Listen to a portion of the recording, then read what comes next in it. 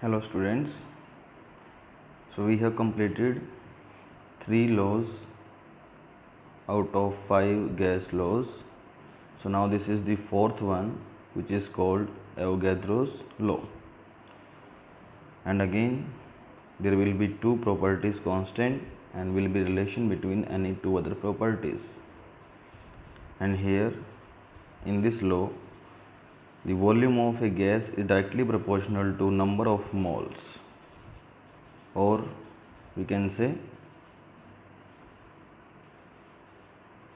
the volume of the gases increases with increase in number of moles and decreases with decrease in number of moles if temperature and pressure remains constant. At constant temperature and pressure, the volume of a gas is directly proportional to the number of moles.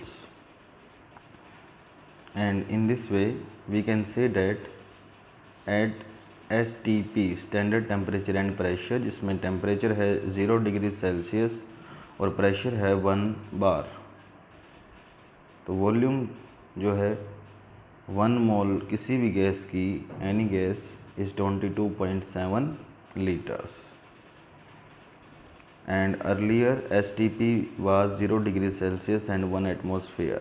Means अगर हम use करें atmosphere, जो कि earlier use किया जाता था at the place of 1 bar, तो at these conditions volume of 1 mole of gas is slightly less, it is 22.4 litres,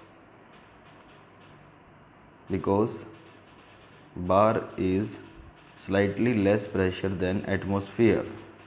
so 1 bar पे वॉल्यूम है 22.7 और 1 एटमॉस्फेयर पे है 22.4 litres. And if sometimes we use SATP, which means standard ambient, A का meaning है ambient, ambient means normal temperature pressure. So at these conditions the temperature is 25 degrees Celsius, pressure is 1 bar, and the volume of 1 mole of gas is taken to be 24.8 liters, 24.8 liters. And these three conditions are applicable to any gas.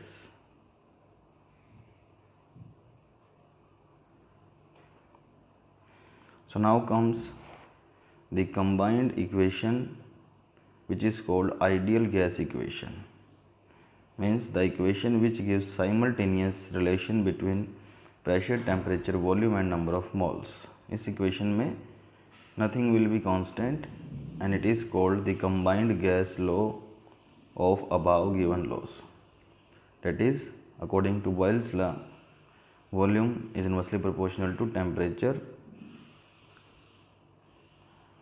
inversely proportional to pressure at constant temperature and constant moles. And according to Charles' law, volume is directly proportional to temperature at constant pressure and number of moles. And according to Avogadro's law, volume is directly proportional to number of moles at constant temperature and pressure. And combining all these three, we get volume is inversely proportional to pressure, directly to temperature and directly to number of moles. तीनों के according volume को हमने अगर relate कर दिया है, तो अब एक प्रोपोर्शनैलिटी कांस्टेंट यूज़ करेंगे, and this constant is R.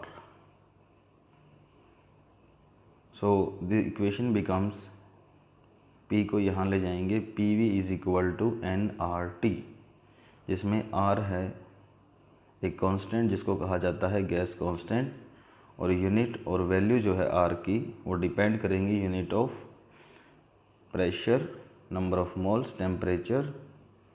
तो नंबर ऑफ मोल्स को मोल में, टेम्परेचर को केल्विन में एवरी टाइम, बट प्रेशर और वॉल्यूम जो है वो डिफरेंट यूनिट्स में चेंज होंगे.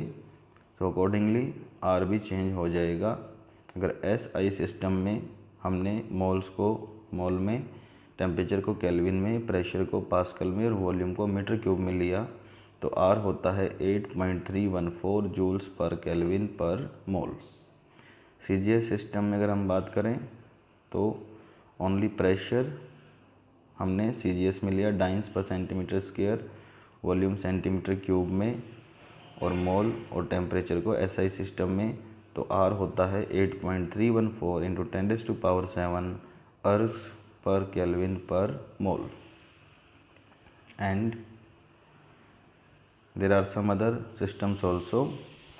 मोल्स और केल्विन यूनिट हैं मोल और टेम्परेचर की, लेकिन प्रेशर अगर है एटमॉस्फेयर में और वॉल्यूम है लीटर्स में, तो R होता है 0.0821, जो कि अप्रॉक्सीमेटली 1/12 के इक्वल है, और यूनिट है लीटर एटमॉस्फेयर पर केल्विन पर मोल।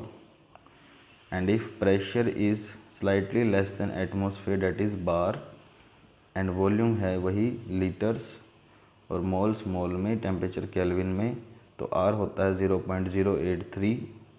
ये दोनों ऑलमोस्ट इक्वल हैं and the unit is litre बार पर केल्विन पर मोल। ओनली 0.09 का डिफरेंस है, 0.009 का डिफरेंस है इन दोनों R में। सो प्रेशर और वॉल्यूम के यूनिट्स के अकॉर्डिंग हम R को यूज़ करेंगे न्यूमेरिकल्स में। And this is another form of ideal gas equation if PV is equal to nRT, और नंबर ऑफ मोल्स को अगर गैस के लिए रखा जाता है constant and all other things are changed, then PV upon T is equal to nR. So this all remains again constant. PV by T is constant because moles को constant रखा, R already constant है, और किसी gas का initial pressure P1, volume V1, temperature T1 है, और finally gas का pressure change हो जाए P2, volume V2, temperature T2, then P1 V1 by T1 is equal to P2 V2 by T2 because PV by T क्या है, constant. Calculation of density, PV is equal to nRT से हम gas की density निकाल सकते हैं, because number of moles होता है given mass upon molar mass of gas. इसको पुट करेंगे, N is equal to W upon M, given mass upon molar mass, and molar mass is equal to W upon V को यहाँ नीचे ले आएंगे और P को और M को लेफ्ट साइड में ले जाएंगे, एंड मास बाय वॉल्यूम होता है डेंसिटी। सो मोलर मास हो गया DRT अपॉन P, तो D हो गया यहाँ पर PM अपॉन RT और M है DRT upon P। So this is density DPM upon RT इफ N इज इक्वल टू 1, अगर नंबर ऑफ मोल जो है गैस का 1 है, in that case we have PV is equal to RT, so D is equal to PM upon RT। Next is law number 5 and this is the Dalton's law of partial pressures। तो इसके लिए सबसे पहले हम देखेंगे definition of partial pressure। The pressure exerted by a gas alone when there is no other gas। किसी gas का जो प्रेशर है टोटल प्रेशर में से, और ओनली उसी गैस का प्रेशर है आउट ऑफ टोटल प्रेशर, तो उसको बोलते हैं हम उसका partial pressure. For example there is a container जिसकी वॉल्यूम है V, और इसको फिल किया गया है with Na moles of gas A। उसमें हमने गैस A के Na मोल्स को ऐड किया, तो प्रेशर ऑफ A को बोलेंगे उसका पार्शियल प्रेशर, और PV is equal to nRT के अकॉर्डिंग PA होगा equal to Na upon RT। फिर इस कंटेनर को एम्प्टी किया और इसमें अब डाली गैस B जिसके मोल्स हैं NB, तो B का प्रेशर है NB upon RT upon V। And now according to Dalton's law, जो डाल्टन लॉ है वो ये बोलता है the total pressure exerted by mixture of gases is equal to sum of partial pressures of each gas. Means अगर अब हम container के अंदर दोनों को ऐड कर दें, mole of A plus moles of B, so now जो गैस का टोटल प्रेशर है पी टोटल वो होगा equal to P A plus P B. If both A and B are mixed in same container then total pressure is equal to this. Suppose A का alone pressure था partial pressure 50, B का alone pressure था 100, तो total pressure mixing के बाद होगा 150, neither less and nor more than this. So according to Dalton's law, we have the P total is equal to NA RT upon V plus NB RT upon V, and here we can take NA plus NB common and RT upon V outside the brackets, and this is equation 4.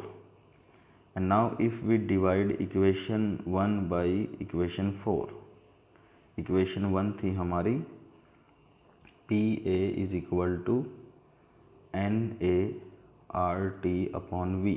इस equation को हम equation 4 से अगर divide करते हैं तो P A के upon आ जाएगा पी टी, इस पी ए के अकॉर्डिंग नीचे ये पी टी, और N A R T upon V, इसके नीचे हम लिखेंगे N A plus N B और R T upon V into V upon R T. ये वी और आर टी ये ब्रैकेट से बाहर आ जाएगा डिवाइड करने के बाद। And this factor is the mole fraction of A, so P A upon P total is equal to X A, because ये हो गए cancel out.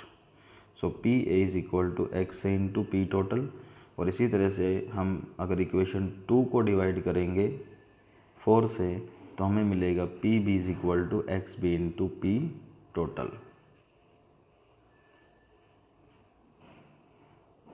So finally P total is equal to X A into P total plus X B into P total. So in this way जो gas laws हैं वो completed हैं।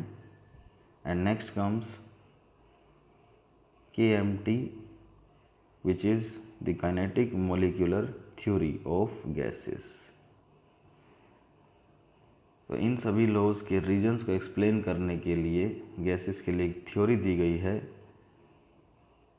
कि why volume is inversely proportional to pressure according to Boyle's law, why volume directly proportional to temperature, and pressure directly proportional to temperature, and volume directly proportional to number of moles, and Dalton's law P total is equal to PA plus PB। तो इन सभी laws को explain करती है हमारी ये theory जिसका नाम है kinetic molecular theory of gas. तो to explain the nature of gases and gas laws in 1738 the Bernoulli name of scientist gives this theory, and this theory was completely given in 1857 by Clausius। दोबारा से इस theory को फिर कुछ point add करके क्लेसियस ने और एलेबोरेट किया था। इस थ्योरी को हम माइक्रोस्कोपिक मॉडल या डायनामिक पार्टिकल मॉडल भी बोलते हैं।